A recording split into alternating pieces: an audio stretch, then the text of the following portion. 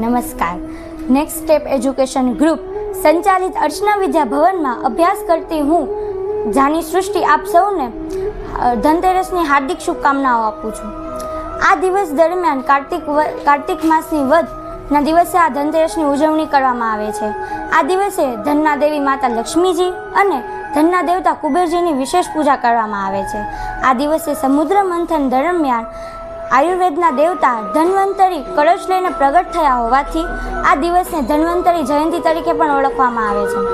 આ દિવસ દરમિયાન આપ સૌ જાણીએ છીએ કે આપણે સોનું, ચાંદી અને નવા વાસણો ખરીદવાની પરંપરા છે. પરંતુ શું આ સાચું ધન છે? આપણું સાચું ધન છે આપણું આરોગ્ય. જો આપણું શરીર સ્વસ્થ હશે તો જ આપણે મહેનત કરીશું અને ધન મેળવી શકીશું અને આનંદ મેળવી શકીશું. જો ઘરમાં સુખ શાંતિ કે વડીલોના આશીર્વાદ ન હોય તો આપણા ઘરમાં ધનનો ભંડાર પણ આપણને સુખ આપી શકતો નથી. તો આપણે સૌ આજે સંકલ્પ કરીએ કે આપણે ભૌતિક સંપત્તિની સાથે સાથે આપણું મનનું ધન અને શરીરના ધનની પણ રક્ષા કરીશું. તો આપ સૌનું જીવન સમૃદ્ધિ, સુખ અને સારું સ્વાસ્થ્ય અને આનંદથી ભરાઈ રહે તેવી મારી ફરી એકવાર આપ સૌને ધનતેરસની હાર્દિક શુભકામનાઓ.